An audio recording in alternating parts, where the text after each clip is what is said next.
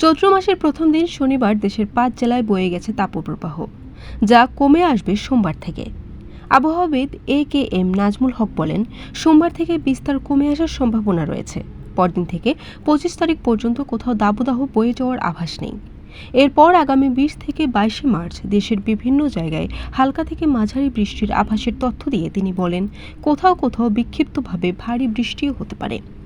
শনিবার আবহাওয়ার নিয়মিত বুলেটিনে বলা হয়, বরিশাল, রাজশাহী, পাবনা, সিরাজগঞ্জ ও রাঙামাটি জেলার উপর দিয়ে মৃদু তাপপ্রবাহ বয়ে যাচ্ছে, যা অব্যাহত থাকতে পারে।